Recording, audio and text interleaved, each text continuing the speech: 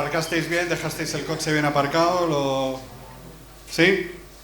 Los municipales trabajan también los domingos, ¿eh? Muy bien. Pues te voy a pedir que me eches una mano, que me ayudes, porque, bueno, siempre es una responsabilidad cualquier cosa que hacemos para Dios. Es un poco...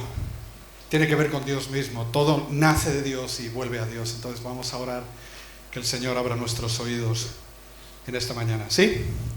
Pues vamos a orar juntos. Señor, te damos gracias por este día. Gracias por este lugar. Gracias por poder estar juntos en tu presencia.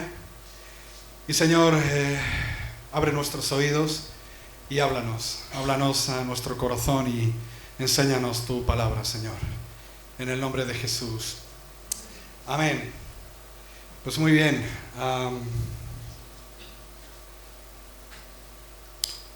Me ha pillado un poco de sopetón. Yo no sé cómo actúas tú cuando te presentan a alguien. Bueno, no sé, pero seguramente estás de acuerdo conmigo que generalmente hay quien dice que las primeras impresiones son las que valen. Y hay otros entre los que yo me encuentro que dicen que no. Las primeras impresiones para poder conocer a alguien son insuficientes, ¿no? Pero sí que usamos esa expresión, ¿verdad? De, oye, fulano me cayó bien, ¿no? Cuando te presentan a alguien o por primera vez llega alguien nuevo al trabajo o algo, pues oye, fulano o fulana me ha caído bien, ¿no? No sé, ha habido buen feeling, ¿no? Luego con el tiempo, pues igual esa primera impresión, digamos que queda afirmada en el corazón, y en otras ocasiones pues no es así, ¿no? Al final es como, anda, que parecía que... Y luego mira tú por donde... Parecía tonto cuando lo compramos en artículos de broma, en Navidad, ¿no? Bueno, vamos a leer juntos el capítulo 18 de 1 de Samuel, porque tiene mucho que ver justamente con esto. Tiene que ver con las primeras impresiones, lo que vamos a estar compartiendo, y tiene que ver también justamente con el desarrollo, con cómo fluyen las relaciones y en qué pueden derivar cuando dejamos que ciertas emociones o ciertos sentimientos invadan nuestra mente, invadan nuestro corazón y nos arrastren al pecado. Entonces, ¿recordáis qué libro estamos estudiando, estamos leyendo? Uno de la Biblia, uno de los 66 libros. 1 de Samuel, capítulo 18, vamos a leerlo ahí, juntos. Voy a leeros la Nueva Versión Internacional en lengua castellana, que es así como un poquito más, un lenguaje más actual. Y dice lo siguiente: una vez que David y Saúl terminaron de hablar, recordáis que David venía con la cabeza de Goliat en la mano, había cortado la cabeza de aquel gigante filisteo, había conseguido una gran victoria para Israel contra los filisteos. Dice, una vez que David y Saúl terminaron de hablar, Saúl tomó a David a su servicio y desde ese día no lo dejó volver a la casa de su padre. Jonatán, por su parte, entabló con David una amistad entrañable y llegó a quererlo como a sí mismo. Tanto lo quería que hizo un pacto con él. Se quitó el manto que llevaba puesto y se lo dio a David. También le dio su túnica y aún su espada, su arco y su cinturón. Cualquier encargo que David recibía de Saúl lo cumplía con éxito, de modo que Saúl lo puso al mando de todo su ejército, con la aprobación de los soldados de Saúl y hasta de sus oficiales. Ahora bien, cuando el ejército regresó después de haber matado David al filisteo, de todos los pueblos de Israel salían mujeres a recibir al rey Saúl. Al son de liras y panderetas cantaban y bailaban y exclamaban con gran regocijo: Saúl mató a sus 1000, pero David a sus 10.000. Disgustado por lo que decían, Saúl se enfureció y protestó: a David le dan crédito por 10.000, pero a mí por 1000. Lo único que falta es que le den el reino. Y a partir de esa ocasión, Saúl empezó a mirar a David con recelo. Al día siguiente, el espíritu maligno de parte de Dios se apoderó de Saúl, quien cayó en trance en su propio palacio. Andaba con una lanza en la mano y mientras David tocaba el arpa, como era su costumbre, Saúl se la arrojó pensando: a este lo clavo en la pared. 2 veces lo intentó, pero David logró esquivar la lanza. Saúl sabía que el Señor lo había abandonado y que ahora estaba con David. Por eso tuvo temor de David y lo alejó de su presencia, nombrándolo jefe de 1000 soldados para que dirigiera al ejército en campaña. David tuvo éxito en todas sus expediciones porque el Señor estaba con él. Al ver el éxito de David, Saúl se llenó de temor, pero todos en Israel y Judá sentían gran aprecio por David, porque él los dirigía en campaña. Un día Saúl le dijo a David: aquí tienes a Merab, mi hija mayor. Te la entrego por esposa con la condición de que me sirvas con valentía peleando la batalla del Señor. Saúl pensaba: será mejor que no muera por mi mano, sino a mano de los filisteos. Pero David le respondió: ¿quién soy yo y quién es en Israel mis parientes o la familia de mi padre para que yo me convierta en yerno del rey? Sin embargo, cuando llegó la fecha en que Saúl había de casar a su hija Merab con David, Saúl se la entregó por esposa a Adriel de Meholá. Mical, la otra hija de Saúl, se enamoró de David. Cuando se lo dijeron a Saúl, le agradó la noticia y pensó: se la entregaré a él como una trampa para que caiga en manos de los filisteos. Así que volvió a decirle a David: ahora sí vas a ser mi yerno. Entonces Saúl ordenó a sus funcionarios: hablad con David en privado y decidle: oye, el rey te aprecia y todos sus funcionarios te quieren, acepta ser su yerno. Esto se lo repitieron a David, pero él respondió: ¿creéis que es cosa fácil ser yerno del rey? Yo no soy más que un plebeyo insignificante. Los funcionarios le comunicaron a Saúl la reacción de David, pero Saúl insistió: decidle a David lo único que el rey que quiere es vengarse de sus enemigos, y como dote por su hija pide 100 prepucios de los filisteos. Podía haber pedido 100 coronas, pero mira, caprichoso también. En realidad lo que Saúl quería era que David cayera en manos de los filisteos. Cuando los funcionarios de Saúl le dijeron el mensaje a David, no le pareció mala la idea de convertirse en yerno del rey. Aún no se había cumplido el plazo cuando David fue con sus soldados y mató a 200 filisteos cuyos prepucios entregó al rey para convertirse en su yerno. Así fue como Saúl le dio la mano de su hija Mical. Saúl se dio cuenta de que en efecto el Señor estaba con David y de que su hija Mical lo amaba. Por eso aumentó el temor que Saúl sentía por David y se convirtió en su enemigo para el resto de su vida. Además, cada vez que los jefes filisteos salían en campaña, David los enfrentaba con más éxito que los otros oficiales de Saúl. Por eso llegó a ser muy famoso. Pues como decíamos en principio, hablábamos justamente de lo que es una historia de amor y de odio, y de lo que son las primeras impresiones, ¿no? Cuando conoces a alguien. No cabe la menor duda cuando leemos los 5 primeros versículos de este texto de 1 de Samuel, capítulo 18, que David entró bien por los ojos a Saúl, ¿no? Y a Jonatán, ¿no? Le entró bien por los ojos. Dice que David cayó bien a Saúl, y Saúl lo que hizo directamente es hacerle su siervo. Le hizo su sirviente. Después dice que David cayó bien a Jonatán. Y dice literalmente, la Reina Valera me gusta más, es un poco más poética, dice que su corazón, su alma quedó ligada a la de David. Le hizo su amigo del alma. Jonatán hizo pacto con David, y esto es muy importante. O sea, no es simplemente que Jonatán entabló una buena amistad, una buena relación. Mira lo que él hizo.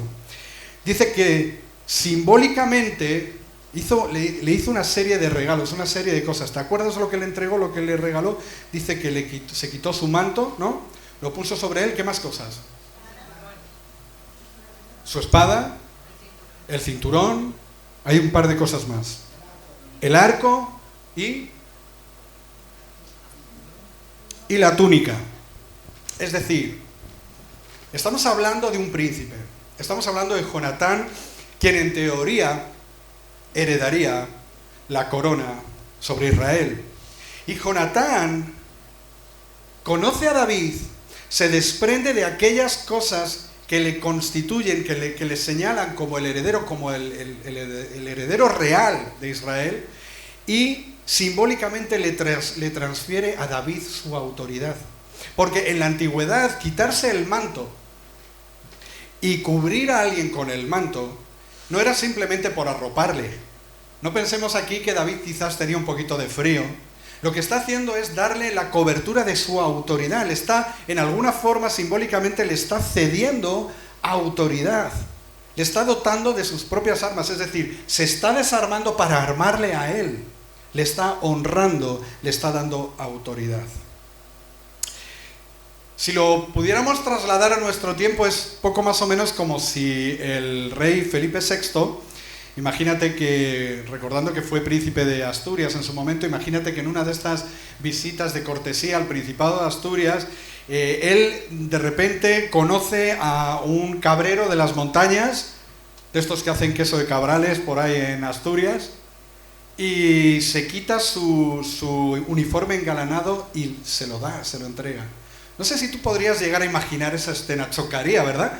Tú imagínate que de repente hacen un acto de estos donde honran a los reyes y les llevan flores y no sé qué, y ahí aparece un pastor de por ahí de las montañas, y el rey Felipe de repente, delante de todas las cámaras de televisión, se quita su casaca, imagínate que va uniformado con el uniforme de gala del ejército al que quieras, y le entrega su uniforme engalanado a ese pastorcillo. Nos chocaría, ¿verdad? Nos haríamos preguntas. Al día siguiente ya sabríamos cuáles serían las portadas de todos los periódicos. David respondió además con eficiencia a la confianza de Saúl. Saúl le dio toda la confianza y en respuesta a esa eficiencia le puso al mando de todos sus ejércitos con el beneplácito de sus oficiales. En otras palabras, David cayó de pie, como decimos. No solamente cayó de pie delante del rey Saúl, no solamente cayó de pie delante de Jonatán, sino que cayó de pie delante de todos los soldados, de toda la soldadesca y de los oficiales del ejército de Saúl. Todo lo que le encargaba Saúl a David prosperaba. Todo lo que hacía, lo hacía de forma eficiente. Es como si yo le digo a Johnny, le doy las llaves de mi coche, imaginemos que tenga el carnet de conducir, le digo, oye, hazme un favor, ¿te importaría ir a la gasolinera y llenarme el depósito?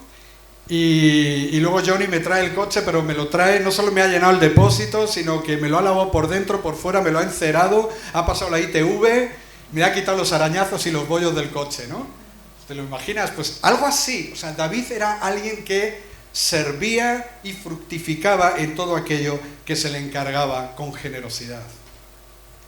Ahora muy bien, hagámonos la pregunta de por qué razón Saúl y Jonatán depositaron tanta confianza y reconocimiento en la persona de David.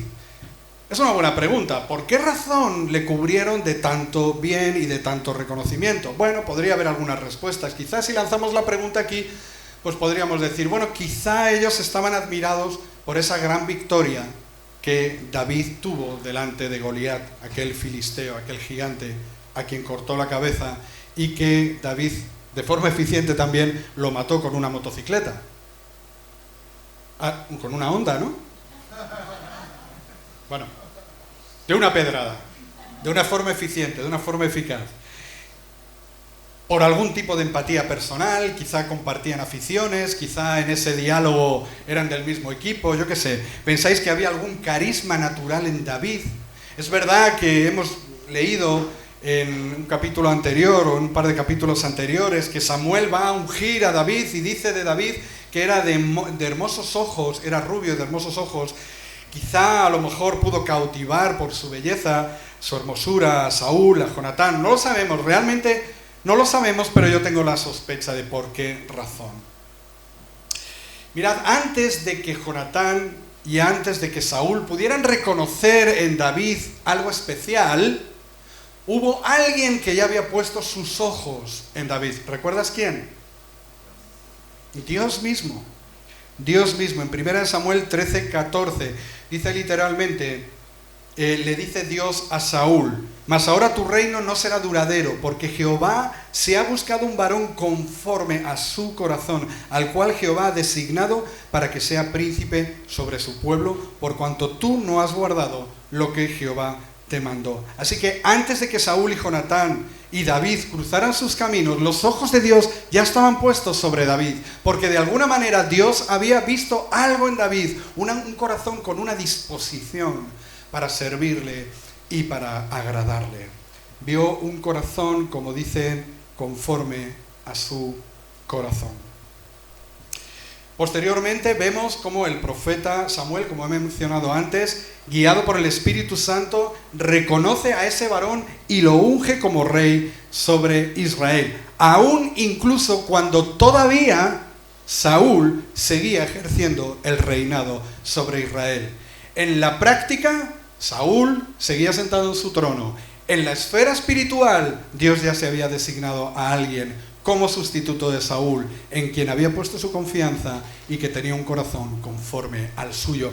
Y esto de alguna manera nos tiene que enseñar que una cosa es cómo nosotros vemos la realidad en nuestro entorno, qué es lo que se cuece en nuestro plano existencial, qué son las cosas que ocurren en nuestra vida, a nuestro alrededor, en la iglesia, en el mundo en general, y qué es lo que se está cocinando en las cocinas celestiales, qué es lo que Dios está pensando. ¿Qué es lo que se está cociendo? ¿Qué va a suceder en el futuro inmediato, inminente? ¿Qué es lo que Dios está pensando? ¿Qué es lo que Dios está haciendo? En un principio, fíjate, Samuel confunde a Eliab, hermano de David, con el rey que Dios había elegido. ¿Por qué? Porque cuando ve a Eliab, se encuentra un tío de 2 metros, cachas, ¿no? Dice, bueno, si tiene que haber un rey sobre Israel, sin duda alguna tiene que ser este. De toda la casa de Elí, si hay algún hijo que tiene el perfil adecuado para ser rey, sin lugar a dudas tiene que ser Eliab. Tiene una cabeza ancha, no sé si le cabrá la corona, pero desde luego es un tío grande, es un tío que impresiona. Y ese es justamente el error de las apariencias, cuando juzgamos según las apariencias, cuando nos movemos únicamente en las primeras impresiones. Pero Dios dice nuevamente dónde pone Él sus ojos. En 1 Samuel 16:7 le dice, Jehová respondió a Samuel, no mires a su parecer ni a lo grande de su estatura, porque yo lo desecho. Porque Jehová no mira lo que mira el hombre, pues el hombre mira lo que está delante de sus ojos, pero Jehová mira el corazón. Así que volviendo nuevamente a la pregunta de qué vieron Saúl y Jonatán en David, sin duda, para mí, algo del influjo de la unción que había reposado sobre David, el favor de Dios sobre David. Hemos leído en el capítulo 18, que hemos leído hace un momento, que el propio Saúl reconoce que la mano de Dios está sobre David. Y él mismo había recibido la profecía directamente de Samuel de que Dios había retirado su mano, había unción. No sé si has oído muchas veces esta expresión que utilizamos habitualmente, cuando el Espíritu de Dios está sobre alguien para cualquier cosa. Para cualquier cosa. Es un misterio, pero es una realidad. Puedes poner a los mejores de lo que tú quieras imaginarte o puedas pensar para una disciplina u otra, para una tarea u otra, para una ocupación, un oficio, lo que quieras. Si el dedo de Jehová, si el dedo del Señor está sobre alguien, si la unción de Dios está sobre alguien, ese alguien tiene algo especial. Y eso especial, más tarde o más temprano, va a cautivar, o va a manifestarse, o va a ser visible. De manera que podemos reconocer ciertamente la mano de Dios está sobre esta persona. Lo cierto es que Saúl y Jonatán no tenían esa capacidad espiritual para reconocerlo. Si atendemos a lo que Dios busca y lo que Dios mira en el corazón, quizá tenemos que trasladarnos unos cuantos capítulos para adelante, y yo creo que conocéis la historia y sabéis cómo acabaron Jonatán y Saúl, haciendo algo que Dios detestaba. No sin antes, incluso Saúl, ir a consultar a los espíritus con la adivinadora de Endor. Algo había en su corazón que ya no andaba rectamente. Así que difícilmente podían discernir qué era lo que realmente estaba ocurriendo, pero algo especial pudieron percibir en él. Incluso a veces los más alejados de Dios pueden reconocer algo. Yo no sé si te ha ocurrido alguna vez, pero en ocasiones quizá te has visto en situaciones donde, guiado por el Espíritu Santo, alguien de tu entorno, que a lo mejor está en las antípodas totalmente de la voluntad y el corazón de Dios, ha podido reconocer, oye, en ti hay algo. ¿Eres testigo de Jehová? La pregunta que te suena. En ti hay algo. ¿Tú de qué vas? ¿No? O sea, se esperaba de ti una reacción, pero esperaba que hubieras actuado de esta manera, pero no. Es lo mismo que percibieron unos sabios llegados de Oriente en aquel niño rey que estaba en el establo en Belén. Habían seguido su estrella. Le habían conocido, se habían postrado delante de su presencia, tenían una revelación de la unción que había sobre él. Es lo mismo que percibió la mujer samaritana que fue allí a sacar agua en el pozo de Jacob y se encuentra aquel varón Galileo sentado al lado del pozo y que habla con ella y ella le dice, me parece que tú eres profeta. Algo de la unción, de la presencia del Espíritu de Dios en la persona. La unción suele estar escondida bajo una apariencia poco llamativa. Dios hace las cosas de forma que trata de nublar nuestra visión natural de las cosas. Y muchas de las cosas que están relacionadas con el obrar de Dios tienen que ver con un discernimiento espiritual para poder interpretarlas y poder entenderlas. La unción suele estar escondida bajo una apariencia poco llamativa. Por lo general, cuanto menos tenemos que ofrecer en lo natural, más llamativos tratamos de ser. La televisión está llena de ejemplos. Cuanto menos tienes que ofrecer, cuanto menos tienes que aportar a la sociedad, al mundo, más llamativo intentas resultar a los demás. Solamente tienes que prender la televisión y especialmente ciertas cadenas de televisión, no lo voy a decir, Telecinco y algunas de estas, y o sea, ves gente muy extravagante, gente que las oyes hablar y dices, la apariencia no guarda relación con el interior. Los predicadores que, personalmente hablo mi corazón, los predicadores que menos me han aportado en mi vida fueron los más ruidosos y más lujosos vestidos. Te hablo de mi experiencia. Y algunos de ellos tienen jet privado, guardaespaldas y se comportan como jefes de Estado, especialmente en Latinoamérica. Los que venís de Sudamérica probablemente conocéis este fenómeno. En ocasiones y en algunas iglesias, detrás de espectaculares puestas en escena, puede encontrarse la más absoluta oquedad. Como decimos en España, mucho ruido y pocas nueces. Y creo que estamos de acuerdo en que Dios está más interesado en las nueces que en el ruido. Recuerdo en una ocasión que estuve en una famosísima iglesia de Londres, no voy a decir el nombre, tiene algo que ver con una colina, nada, da igual. En una famosísima iglesia en Londres, y la persona que predicaba, que era además uno de los pesos pesados de esta organización, se tiró toda la mañana hablando del argumento de la película Avatar, tal cual te lo estoy contando. Y poco más o menos dando a entender que bueno, que se imaginaba el cielo más o menos como en la película Avatar, y entonces contaba el argumento. Para mí fue un fastidio porque no había visto Avatar, con lo cual me reventó la película además. Entonces, luego pude verla, ¿no? Pero fíjate bien, ahora centrándonos en la Biblia, esta verdad que te digo con respecto a la unción, que muchas veces se presenta bajo una apariencia poco atractiva, incluso en Jesucristo. Dice Isaías 53:2. Creció en su presencia como vástago tierno, como raíz de tierra seca. No había en él belleza ni majestad alguna. Su aspecto no era atractivo y nada en su apariencia lo hacía deseable. Pero cuando él hablaba, cuando él miraba, cuando esa unción era reconocida, cuando esa unción te alcanzaba, te derretías. Pero su apariencia, un hombre, carpintero. El apóstol Pablo hace referencia a sí mismo, al poco atractivo que en sí mismo tenía. En 2 Corintios 10:9-10. No quiero dar la impresión de que trato de asustaros con mis cartas, pues algunos dicen sus cartas son duras y fuertes, pero él en persona no impresiona a nadie y como orador es un fracaso. El apóstol Pablo. Pero cuando hablaba, cuando el aroma de la unción rezumaba, algo ocurría.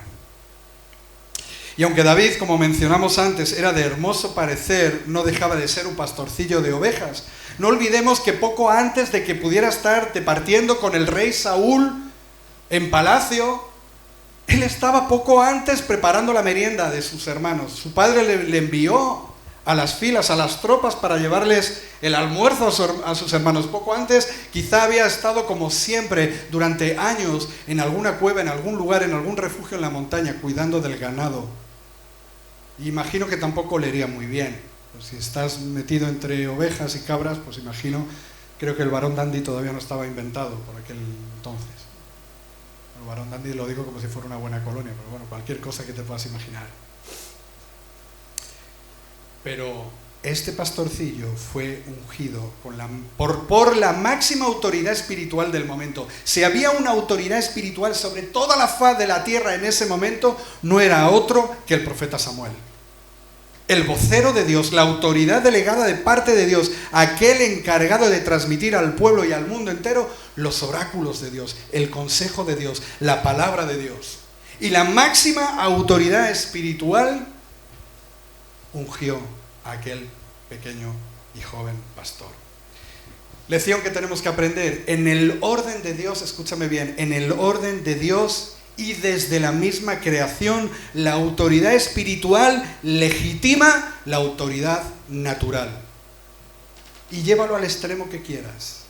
Sé que me vas a decir, bueno, sí, pero ¿y los gobernantes de nuestros días?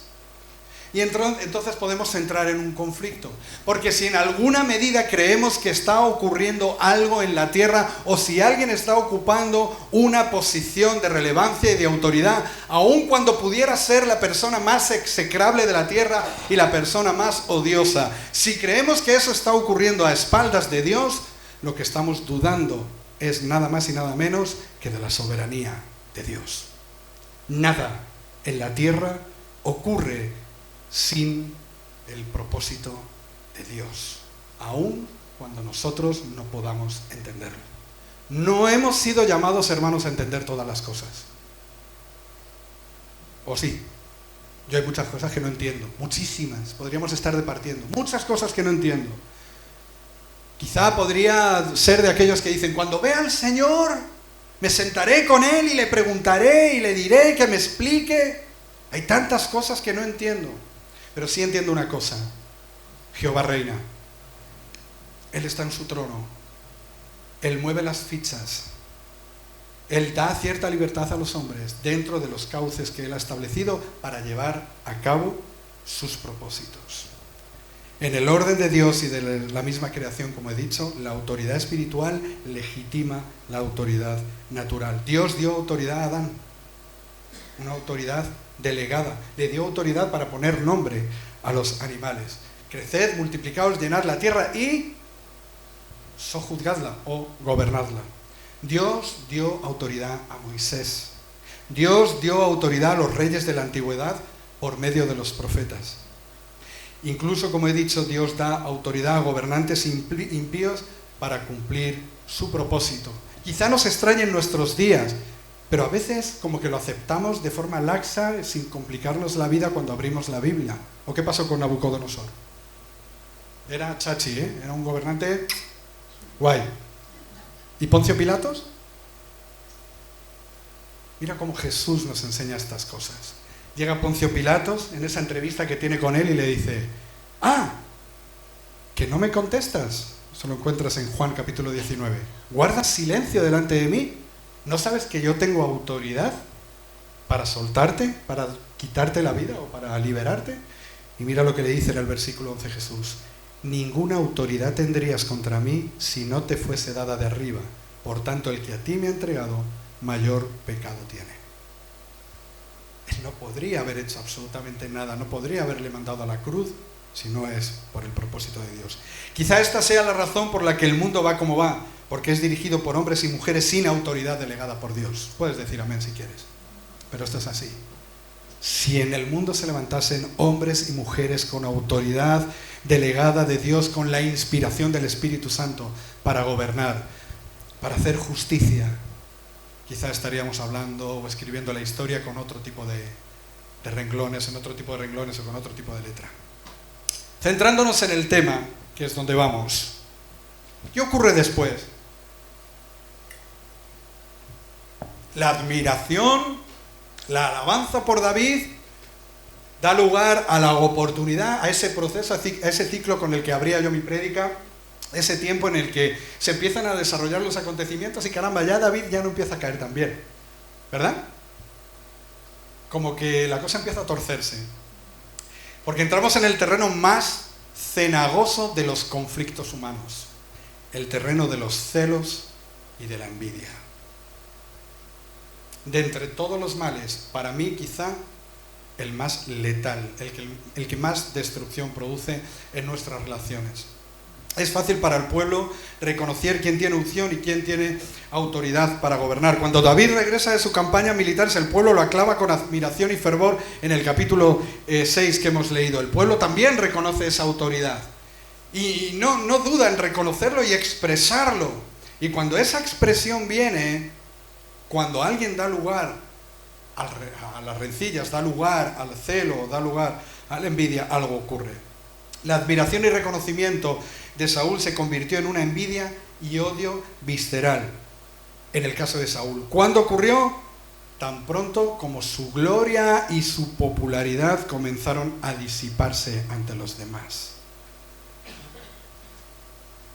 Saúl mató a sus miles, pero David a sus 10.000, y algo empezó a corroerse en el corazón de Saúl.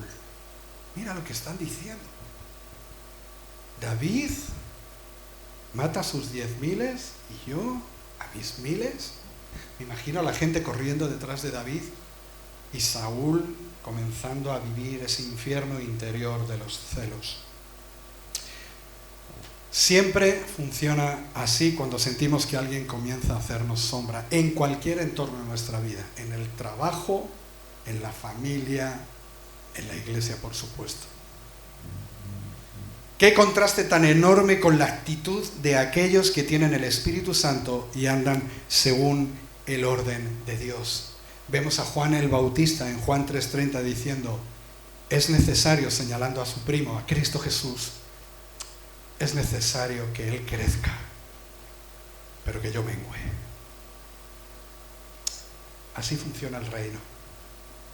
Cuando hay testimonio de que alguien emerge, que la unción de Dios está sobre alguien, que hay autoridad, que hay fruto espiritual, qué bueno sería que podamos decir: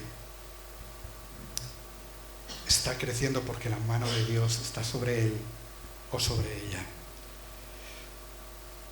Por lo general, tristemente, los celos y las envidias son intensamente y proporcionalmente muchísimo más fuertes sobre todos aquellos que están más cerca de nuestro corazón que los que están lejos. Aquellos que no te importan, aquellos con los que no tienes relación, bueno.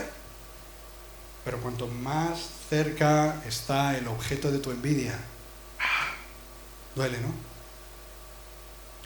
Cuanto más próxima sea la relación, peor. Es interesante que este Saúl celoso es el mismo que pocos versículos más atrás había confiado a David todo su ejército. Interesante, de repente, de darle todo, empieza a temblar, se le mueve el piso. Este David me está haciendo sombra.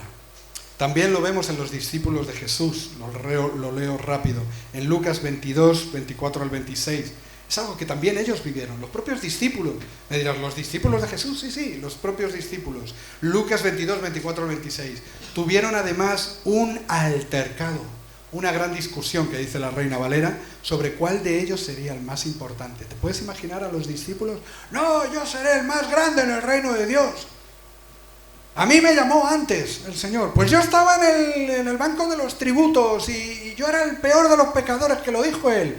Y a mí no, pero yo soy el discípulo amado. Y además, Jesús les dijo: los reyes de las naciones oprimen a sus súbditos y los que ejercen autoridad sobre ellos se llaman a sí mismos benefactores.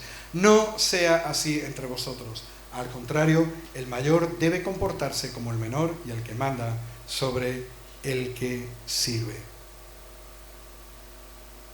Los versículos 10 al 11 de lo que hemos leído de Samuel, capítulo 18, dice: al día siguiente el espíritu maligno de parte de Dios, inmediatamente después O sea, estamos leyendo lo que sucedió inmediatamente después de que Saúl dio lugar en su corazón a la envidia. Al día siguiente, el espíritu maligno de parte de Dios se apoderó de Saúl, quien cayó en trance en su propio palacio. Andaba con una lanza en la mano y mientras David tocaba el arpa, como era costumbre, Saúl se la arrojó pensando: a este lo clavo en la pared. 2 veces lo intentó, pero David logró esquivar la lanza. Cuando damos lugar a determinados sentimientos y emociones en nuestro corazón, quizá estemos abriendo de par en par una puerta al maligno, a una influencia demoníaca, a una influencia maligna en nosotros. Personalmente no creo que Dios enviase literalmente un demonio sobre Saúl para asesinar a David, no tendría ningún sentido, pero sí que en alguna forma, en alguna medida, retiró su mano del rey y lo entregó al maligno. Lo entregó. Los celos y la envidia pueden ser una puerta abierta, como digo, para cualquier influjo del mal. Quiere decirse que si nos dejamos dominar en alguna medida por el mal que pueda haber en nosotros, podemos atraer inconscientemente la influencia de un mal que está fuera de nosotros. Y no creo que esté diciendo ninguna herejía. El propio apóstol Pablo dijo que él descubría que el mal estaba en él mismo, cuando hablaba del aguijón en la carne, ¿recordáis? Hallo esta ley en mis miembros. Lo que quiero hacer no lo hago y lo que detesto eso hago. Y descubro esta ley en mis miembros, que el mal habita en mí. Yo no sé tú qué grado de santidad tienes, pero yo te puedo asegurar que hay mal en mi corazón. Claro, de una naturaleza o de otra. Si yo doy lugar a esas cosas en mi vida, al mal que hay en mi interior, puedo dar lugar a un mal que está en el exterior. Saúl fue seducido por su propio corazón y entregado en manos del mismo diablo. Es una característica nuestra como cristianos alegrarnos en la promoción y prosperidad y en la bonanza de un hermano. Eso es lo que debería ser. Eso es lo que debería ser. Cuando alguien promociona, cuando alguien destaca por su servicio en una u otra área en medio nuestro, todos y cada uno de nosotros deberíamos apoyarlo. Y en ninguna medida debería existir nadie que se sienta desplazado. ¿Cuántos equipos de liderazgo fueron destruidos cuando alguien abrió la puerta de los celos? ¿Cuántos equipos de liderazgo han quedado en la nada cuando alguien o alguienes han dado lugar a este tipo de sentimientos? ¿Cuántas iglesias fueron arrasadas por el virus de la envidia? ¿Cuántos cristianos han visto truncado su crecimiento espiritual al permitir que la amargura que proviene de estas cosas inyectara su veneno en sus corazones? ¿Cuántas iglesias locales han sido plantadas sobre los cimientos de la amargura y la desavenencia de sus líderes con las iglesias de las que procedían? Plantar iglesias es maravilloso, ¿sí o no? Pertenecemos a un movimiento de plantación de iglesias. Pero toda plantación de iglesia debe ocurrir dentro de ese orden de Dios. Qué bueno poder delegar esa responsabilidad, confiar en hermanos que son enviados para poder establecer una iglesia local en algún lugar. Pero qué cosa tan terrorífica es cuando esto ocurre con personas que salen de una congregación quemados, achicharrados y amargados. Establecer los cimientos de una iglesia local sobre la base de la envidia, de los celos, de heridas abiertas por este tipo de cosas es sumamente peligroso. El odio de Saúl llegó a tal grado que nada le importaron los daños colaterales en su entorno. ¿Crees que la envidia te destruye a ti solo? ¿Crees que los celos te destruyen a ti solo? En absoluto. Es una bomba de racimo. A Saúl no le importó para nada la muerte de miles de soldados a los que puso bajo la autoridad de David en misiones de alto riesgo con el único fin de deshacerse de él. ¿O no lo hizo? Le envió a los lugares, a la primera línea de combate, en las misiones más peligrosas, acompañado de miles de hombres, Evidentemente Saúl no era tan ingenuo, no iban a matar solamente a David.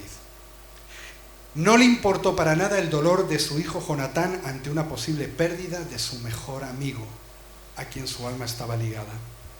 No le importó para nada el dolor por una posible viudedad de su hija Mical.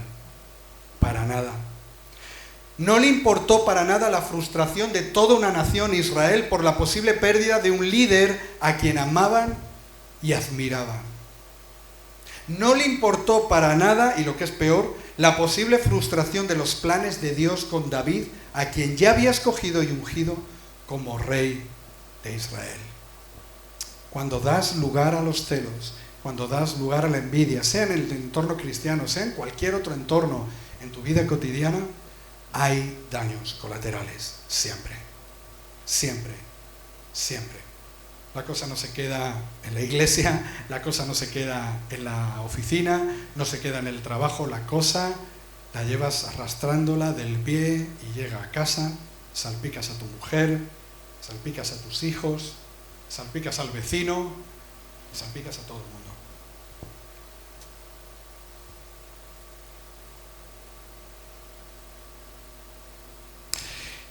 ¿Qué tal se nos da? Lanzo esta pregunta y me hago la pregunta a mí mismo. ¿Qué tal se nos da el noble arte de dar un paso al lado? Cuando hay ese reconocimiento, estás involucrado en algo, estás haciendo algo, pero de repente hay alguien que lo hace mejor que tú, sea lo que sea, desde apretar un tornillo a lo que sea. ¿Qué tal se nos da el noble arte de? ¿Cómo cuesta, no? El dar un paso al lado, ¿no? ¿Me entendéis lo que quiero decir? Generalmente damos un paso al frente, ¿no? Como aquí estoy yo. ¡Ah! ¿Qué tal se nos da el arte de... Pasa el siguiente. La envidia y los celos no solo te empujarán a tu propia autodestrucción, como digo, sino a la de todo tu propio entorno, porque el odio ciega la razón. No quiero extenderme mucho más, solamente mencionar cómo gestionó David la hostilidad. ¿Cómo gestionamos la hostilidad en el caso de que sea al contrario? Es decir, el caso de que ese odio o ese celo es proyectado contra nosotros. ¿Cómo lo gestionamos? Mira, 1 Samuel 18.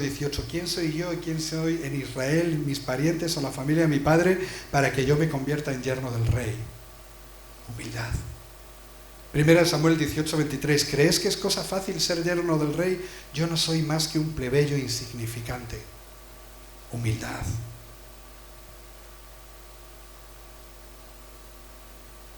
No quisiera adentrarme en los capítulos posteriores, que ya serán objeto de estudio más adelante,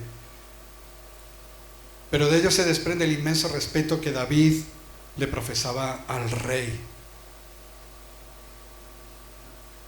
Cuando le corta con la espada un trozo de su manto, ¿recordáis?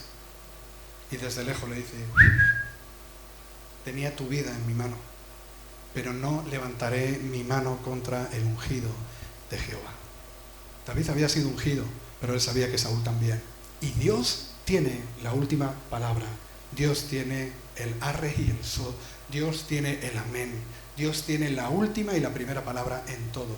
Y debemos aprender a aceptarlo de esa manera. Dios es Dios.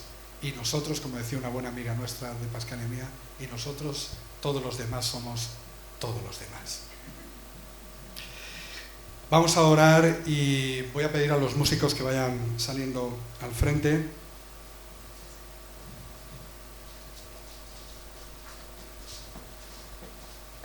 Vamos a ponernos en pie, todos juntos.